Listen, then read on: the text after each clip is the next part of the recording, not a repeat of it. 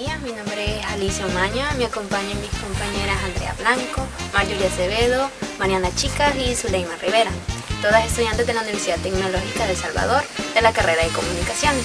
Este día tenemos la oportunidad de hacer una entrevista con el tema la ética en la publicidad y el marketing, incluyendo cuestiones sobre la verdad en la publicidad, la explotación de estereotipos y la manipulación emocional. Bueno, buenos días, gracias por la visita. Un gusto para mí el que ustedes puedan estar acá como grupo y por supuesto saludar a la gente de la Universidad Tecnológica. Estuvimos por ahí en algún momento y qué bueno, pues el tema me parece interesante. Mi nombre es Amílcar Durán, soy licenciado en Relaciones Públicas y Comunicaciones, precisamente salido del alma mater de la Universidad Tecnológica de El Salvador, donde estuve dando clases en las materias de producción en radio y producción televisiva también para el año 2004, 2005, 2006, ¿verdad? Ahora también estoy con la Universidad Dr. José Matías Delgado en el área de comunicaciones. He trabajado también con la Universidad Centroamericana José Simón Cañas UCA y también con la Universidad Salvadoreña Alberto Maferrer, siempre en el área de comunicaciones. Estuve por 23 años también como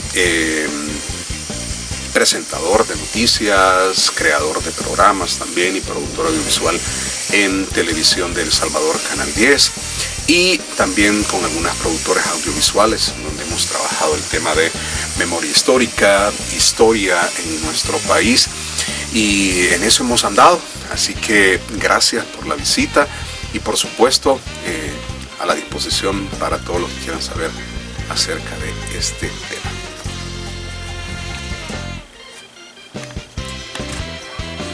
Hablando de la ética en la publicidad y el marketing, ¿cómo definiría usted la ética en el ámbito de la publicidad y el marketing? Hablar de ética en publicidad y marketing es una gran responsabilidad por el hecho de que se dice que la publicidad crea necesidades en los espectadores, en los mercados nicho.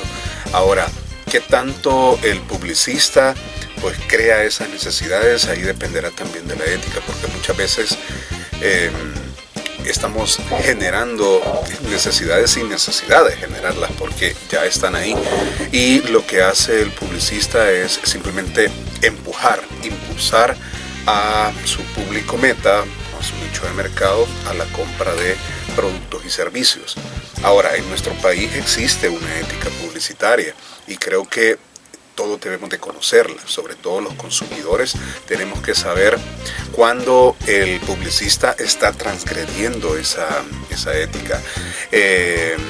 Aspectos como, por ejemplo, política, aspectos como religión, aspectos como el sexo en la publicidad, tienen que ver con precisamente esa ética de la cual estamos hablando. Así que tienen que ver mucho en ese aspecto.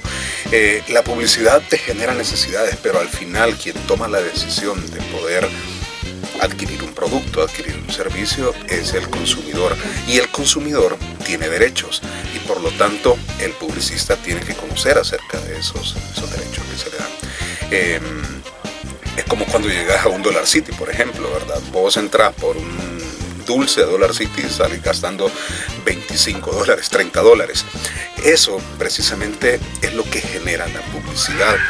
Son necesidades que mientras más vas escuchando, viendo o leyendo acerca de los productos, se te va generando esa necesidad. Pero ojo, el publicista tiene que saber que hay un límite que debe de respetar, porque a partir de ese límite empiezan los derechos del consumidor que no pueden ser transgredidos. ¿Cuál es su opinión sobre la importancia de la ética en los medios de comunicación? Bueno, si vamos a hablar de la ética en general dentro de los medios de comunicación en general, esta tiene una gran importancia. Acuérdense que cuando hablamos de comunicadores sociales, estamos hablando también de una responsabilidad y un compromiso por parte de aquellos que trabajan dentro de los medios de comunicación. Y aquí la primera regla es ser veraces. no mentirle a aquel que está atrás de una cámara, a aquel que está atrás de un micrófono, a aquel que está atrás de un periódico digital o un periódico físico, sino que hablar siempre con la verdad. Y eso tiene que ver con la parte periodística dentro de los medios, eso tiene que ver con la parte publicitaria dentro de los medios, porque precisamente tenemos que tratar a los consumidores de los medios de comunicación como lo que son personas con derechos. Entonces, la ética sí representa un gran compromiso dentro de los comunicadores sociales, y es por eso que todos tenemos que tener bien claro el hecho de lo que somos dentro de un medio de comunicación, porque el medio de comunicación es básicamente la estructura que envuelve el mensaje, pero quien crea el mensaje es el comunicador social, quien en realidad debe tener esa ética. Sabemos que muchas veces se transgrede la ética por cuestiones comerciales, por cuestiones de rating, por cuestiones de lograr clientes muchas veces, pero debemos de tener mucho cuidado, porque eso nos puede acarrear incomodidades, nos puede acarrear incluso problemas de carácter legal. Hoy hay leyes, por ejemplo, uno de los tantos ejemplos que te puedo poner es el hecho de la ley Lepina. Los medios de comunicación muchas veces no toman en cuenta que los niños menores de 18 años están protegidos por una ley para que sus rostros sean tapados, sus nombres no sean conocidos cuando se trata de algunas noticias que tienen que ver con su integridad física o su integridad emocional. Y entonces viene el periodista y da a conocer rostros, da a conocer nombres, da a conocer edades, etcétera, etcétera, y ahí es cuando se transgrede la parte de la ética profesional dentro de los medios de comunicación. Por lo tanto, resumiendo todo lo que te acabo de decir, sí es de mucha importancia, y creo que como comunicadores sociales tenemos que tener muy presentes en el pensamiento que somos nosotros los encargados de crear un mensaje, y que ese mensaje tiene un límite para poder llegar a una audiencia que lo va a recibir. Todo va a depender de ese límite, de que no lo transgredamos, de cómo la audiencia nos va a ver a nosotros también. Ahora hablemos sobre la verdad en la publicidad. La primera pregunta sería, ¿considera que la publicidad debe ser siempre veraz o existen ciertas excepciones? Bueno, venimos hablando de ética publicitaria en las primeras preguntas que me hicieron, y creo que tiene que ver, es la base precisamente de lo que me acabas de preguntar. La publicidad tiene que estar basada precisamente en la veracidad. De hecho, hay un término que se ha manejado desde el inicio de la publicidad, allá por los 60s y 70s y 80s incluso, se hablaba de la publicidad engañosa. Y creo que tiene que ver con lo que me acabas de preguntar. La publicidad tiene que estar basada precisamente en la verdad de lo que nosotros estamos vendiendo, publicitando o ofreciendo, en la verdad de el servicio que vas a dar a la gente. ¿Qué pasa si, por ejemplo, te dicen que el vuelo de Avianca que compraste es directo, y de repente tenés 3 escalas en diferentes estados o en diferentes países? Te han engañado. ¿Qué pasa con eso? Vos en algún momento, según la ética publicitaria, podés poner una demanda, ya sea a la compañía que vos le compraste el servicio, o a la persona que creó el mensaje diciéndote que el vuelo es directo, cuando en realidad no era. En un ejemplo tan burdo, podríamos decir, yo te puedo decir que tiene que haber verdad, porque sobre todo la verdad va a generar confianza en la empresa que está prestando el servicio o la empresa que está vendiendo el producto. Si vos no tenés esa confianza, a lo mejor quizá una vez podás adquirir el producto o podás adquirir el servicio, pero no más. ¿Por qué? Porque te vas a sentir engañado. Entonces sí, la publicidad está basada sobre todo en la verdad de los hechos, del servicio que estás ofreciendo y del producto que estás vendiendo. De lo contrario, perdes la confianza en el público, y el que pierde al final quizás no es el publicista, sino que la persona que está a cargo de una empresa, ¿verdad? El dueño, el gerente de mercadeo, etcétera, etcétera, porque no está vendiendo lo que ofrece, sino que está dando un producto que no es. ¿Qué medidas cree usted que se pueden tomar para garantizar la veracidad de la información en la publicidad? Medidas como tales por parte del consumidor, creo que está en validar el producto o el servicio que se le ofrece, ¿verdad? Y que bueno, si se le engaña, pueda también tomar como responsabilidad el hecho de demandar sus derechos. Creo que eso es lo básico que un consumidor puede hacer. Hoy tenemos tantas instituciones, sobre todo la Defensoría del Consumidor, el Centro para la Defensa del Consumidor, donde las personas pueden llegar y decir, mire, he sido engañado. Por supuesto que tenés que llevar un fundamento, ¿verdad? Puedes llevar el video, puedes llevar la grabación, puedes llevar recortado el pedazo de periódico donde te ofrecieron un producto y que al final no te lo dieron. Y creo que eso hace falta mucho en la sociedad salvadoreña, el hecho de que el consumidor asuma sus derechos, se empodere de ellos y pueda hacer denuncias. Eso va a hacer que el publicista, incluso que los medios de comunicación, tengan mucho cuidado a la hora de poder ofrecer productos y servicios, porque si hay precedentes en cuanto a demandas que el consumidor pueda ganar en torno a esto, creo que se va a ir allanando un camino que por años ha venido siendo vilipendiado, podríamos decir, por los publicistas. Aunque en El Salvador no hay mucha publicidad engañosa, te lo voy a saber decir, pero sí ya se ha sabido de algunos casos muy esporádicos donde el publicista o el medio de comunicación se aprovecha de algunas cosas que el consumidor cree. Entonces, por ejemplo, hay algunas cosas como el hecho de que alguien te venda algo y pone en la publicidad a partir de tal fecha, y entonces no te ponen cuándo se cierra la oferta. Cuando vos llegas te dicen, no, es que esa oferta ya terminó, pero no te lo pusieron en la publicidad. O por ejemplo te dicen precios desde tanto, y entonces vos llegás a preguntar por el producto y resulta que el precio que te pusieron en la publicidad donde dice desde tanto, ya no tienen productos. Entonces, no, mire, pero le tenemos que vale $50 más, $25 más, y quizás lo necesitas y tenés que pagar por eso. Entonces, ahí cuando el consumidor debe de tomar sus derechos y hacerlos vigentes. Hay una ley para eso, pero lo que pasa es que muchas veces el salvadoreño se queda con es que mucha vuelta voy a dar, es que más lo que voy a gastar en dinero y no me van a contestar nada, y con esa mentalidad le estamos dando paso a los malos publicistas y los malos medios de comunicación que nos venden cosas o nos hacen creer cosas a través de la publicidad que no son.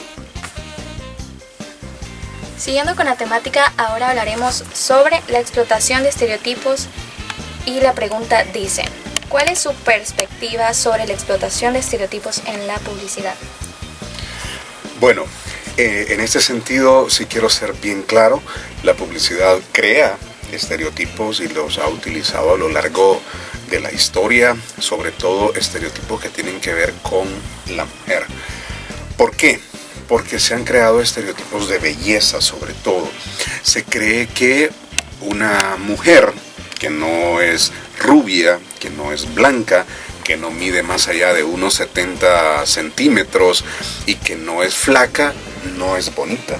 Eso te lo ha creado la publicidad a través de fotografías, a través de imágenes, a través de incluso concursos que se dan. Estamos a las puertas de un Miss Universo en nuestro país, ¿verdad?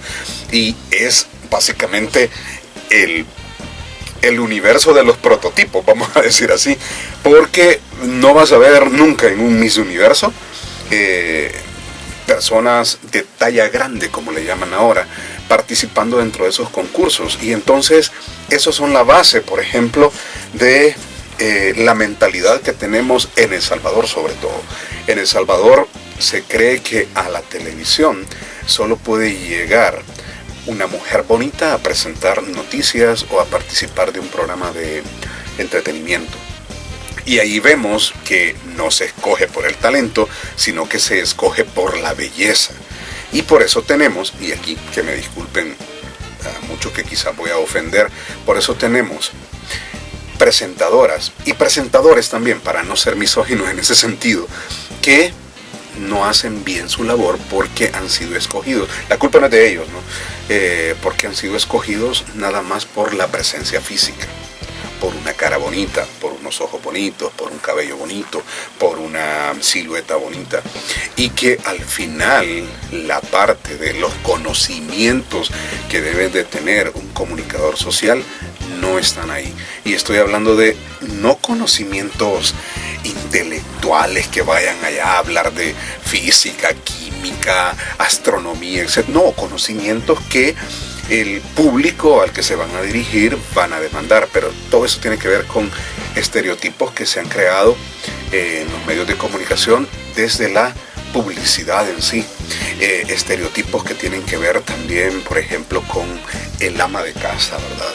Cuando vos vas a vender un producto de limpieza, casi siempre tenés que poner a una señora. ¿Por qué no poner a un señor lavando trastes?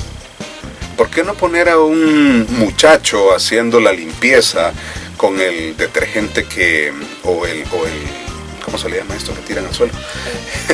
El detergente, vamos a decir eso, que usa. Siempre ponen a una señora, siempre ponen a alguien del sexo femenino. Ahí empiezan los estereotipos.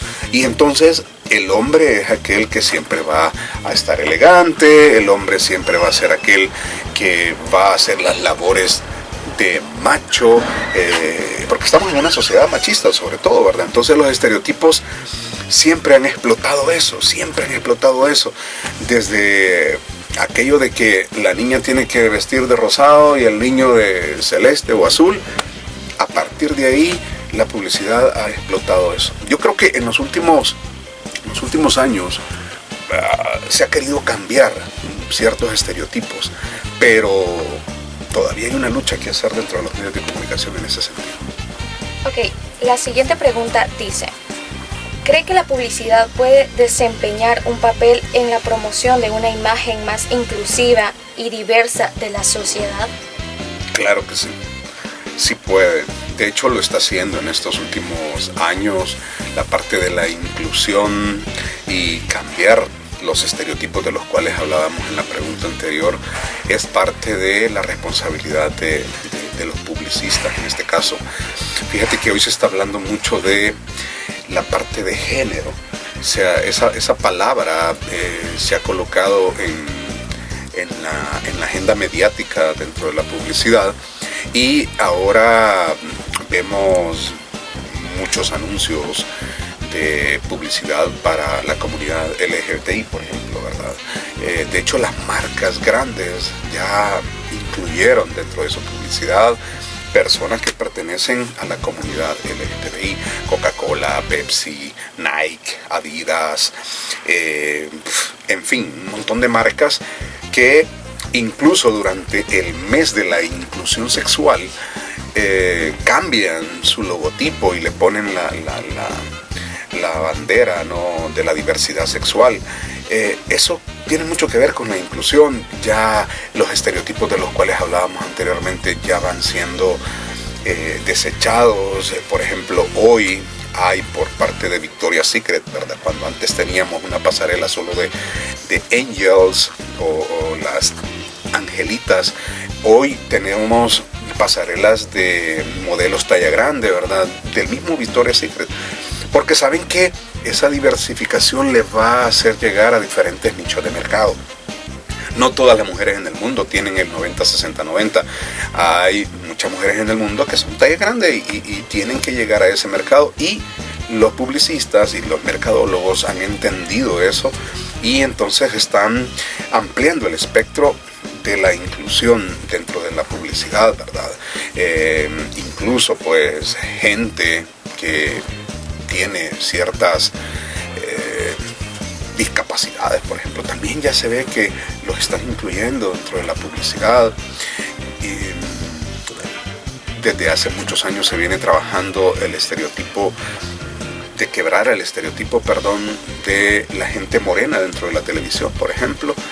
Ahora ya no solamente gente blanca puede aparecer en los comerciales, hoy vemos Benetton fue una de las marcas que quebró totalmente eso y empezó a incluir dentro de la publicidad de su ropa gente de color, y fue de las campañas mejor vistas a nivel mundial cuando Benetton empezó a incluir modelos de raza negra, ¿verdad?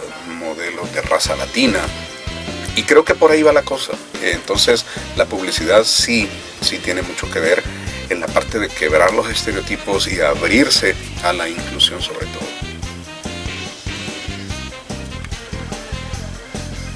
Ahora vamos a hablar sobre manipulación emocional. ¿Cuáles son sus opiniones sobre la manipulación emocional en la publicidad? Malo. Malo. Yo creo que sí es en algún momento necesario que se hable sobre sentimientos y que se cree ese ambiente emocional dentro de la publicidad, pero cuando vos ya lo haces adrede, cuando ya empezás a manipular frases, empezás a manipular imágenes, empezás a manipular sonidos, creo que ahí sí tiene mucho que ver con la parte ética.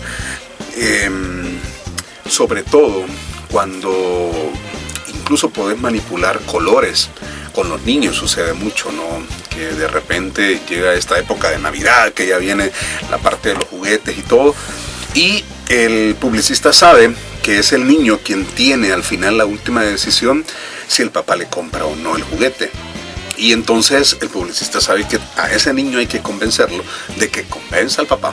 ¿Y de qué manera lo hace? Diciéndole que los juguetes que le van a comprar le van a hacer soñar, que el carro que le van a comprar es el que él ha soñado siempre y es el que le venden en un mundo extraordinario al niño, y al final el niño cree eso y casi obliga al papá a que le compre el juguete.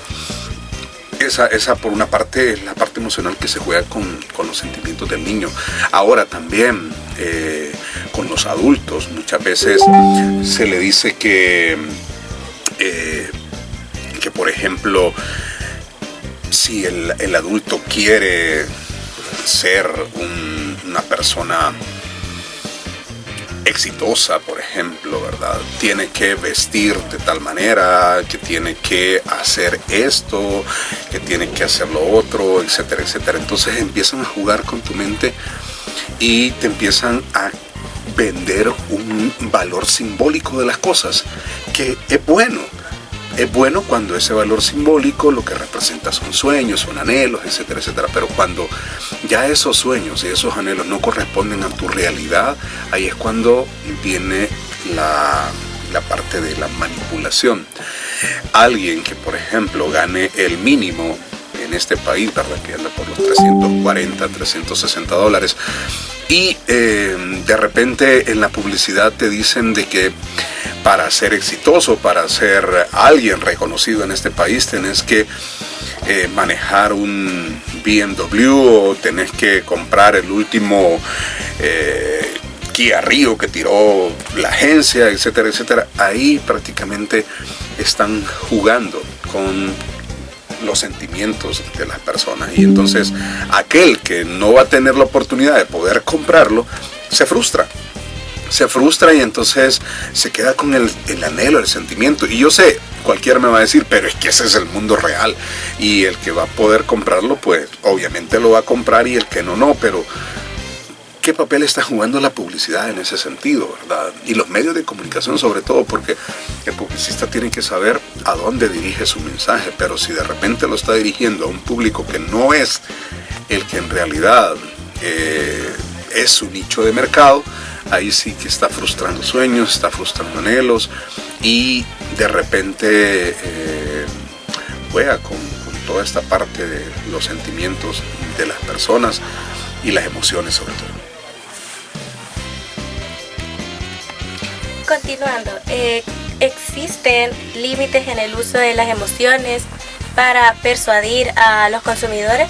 Sí, deberían existir esos límites, porque no estamos hablando de cualquier cosa, estamos hablando de sueños, anhelos, y cuando esto no se hace realidad, las personas se frustran.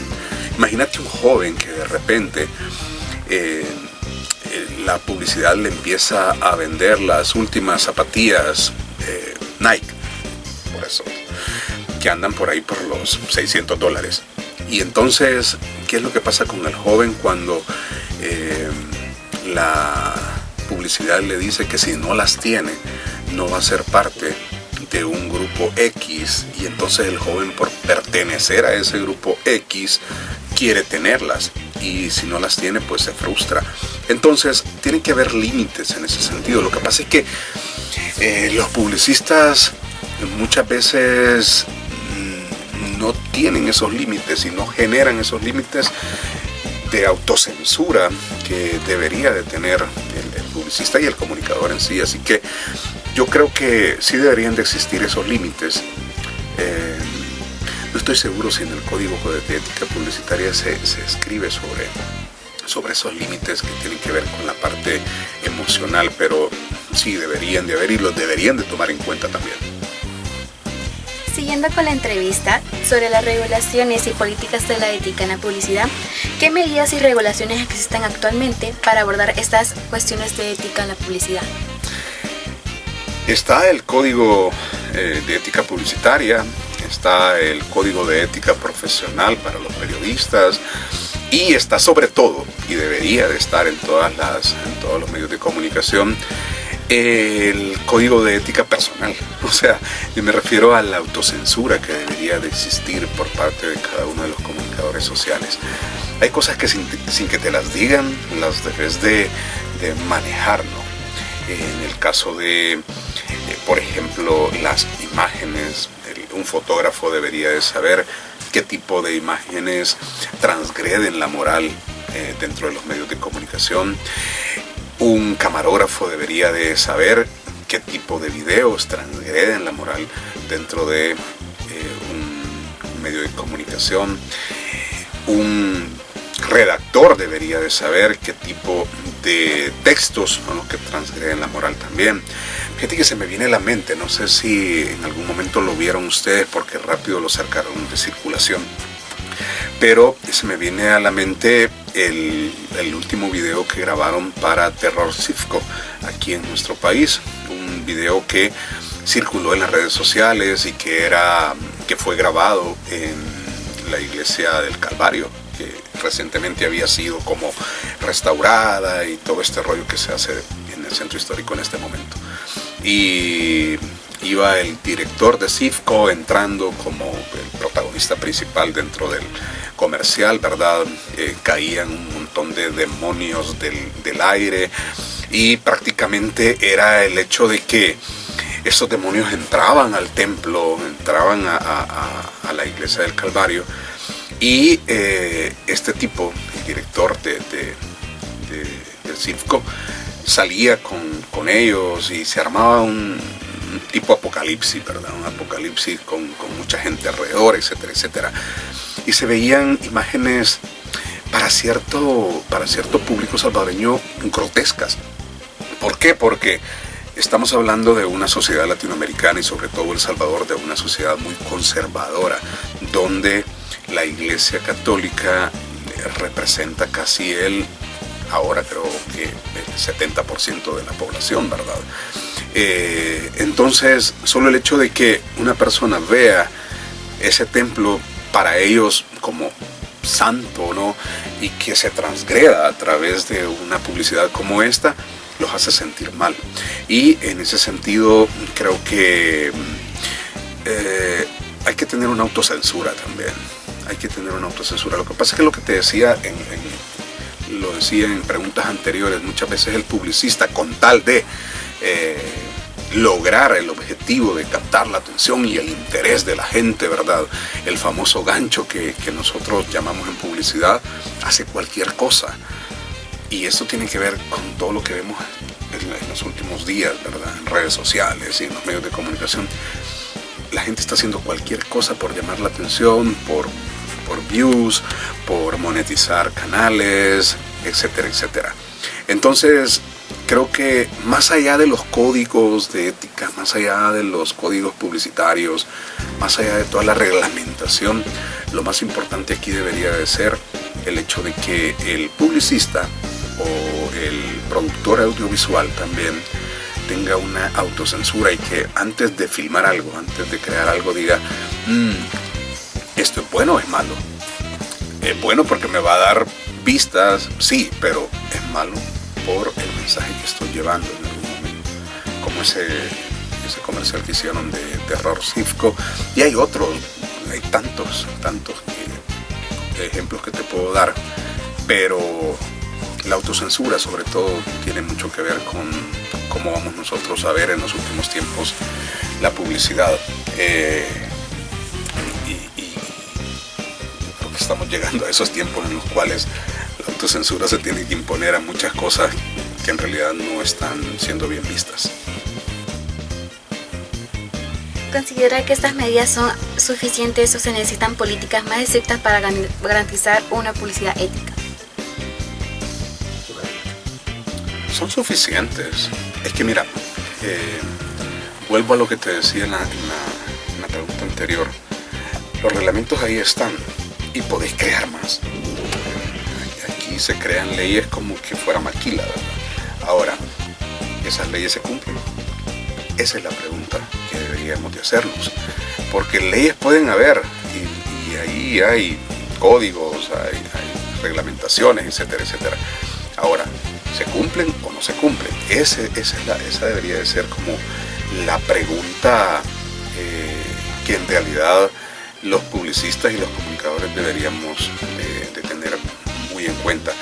Porque no solo es el hecho de que algo en papel te diga esto tiene que hacer. Al final es si yo lo cumplo o no lo cumplo, ¿verdad? Porque mira, es increíble, por ejemplo, que en algunos códigos de ética, y me voy a referir a algunos reglamentos también, como el reglamento que se maneja por parte de la Dirección de Espectáculos Públicos, Radio y Televisión, ¿verdad? Que tiene que ver con la censura dentro de los medios de comunicación. Ahí todavía hay multas que son risibles para cualquiera. Hace algunos años, una de las personas con las que platicaba, que es Salvador Alas, el personaje, o la persona, mejor dicho, que le da vida al personaje como la Choli, me imagino que algunos la conocerán y todo, alguien que llegó a tener mucho rating por el lenguaje que usaba, por las cosas que decía al aire y toda la cosa, me dijo una vez, yo soy la persona que gano más dinero en la radio, porque todas las empresas, todas las publicidades quieren estar en mi programa. Y me dijo así casi riéndose, ¿sabes cuánto es la multa que me pone a mí el Ministerio de Gobernación a través de la Dirección de Espectáculos Públicos? Son casi $200. $200 yo los puedo pagar todas las semanas, todos los meses si me lo imponen. Pero yo gano más con lo que genero con la publicidad de las personas que llegan a solicitar el espacio. Entonces, ¿qué te quiere decir eso?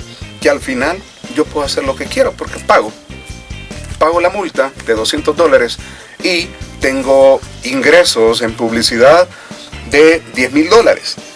Decime, ¿qué son $200 de una multa que te van a imponer? Digamos que te la impongan todos los días, ponerle, salir 5 días a la semana, son $200 por 5, son 1,000, al mes salen 4,000 y ganas 10,000. Son 6,000 de ganancia, yo los pago, o sea, porque al final la balanza está así. Entonces, el que gana es el empresario. Y al final solo se trata de un juego de roles de yo te quiero censurar, pero vos no te dejas. Y al final, me decía este personaje, al final hasta la gente me defiende a mí, que cómo es posible que censuren a la Choli, que no sé qué, que no sé qué. Entonces vos te quedas así como, ¿en qué medio nos hemos metido, verdad? ¿Qué tiempos son los que estamos viviendo? Y eso por ponerte un ejemplo nada más en torno a eso. Así que pueden haber leyes, pueden haber reglamentos, pueden haber códigos, pero si al final quien los aplica no los respeta, pues de nada sirve que se sigan creando.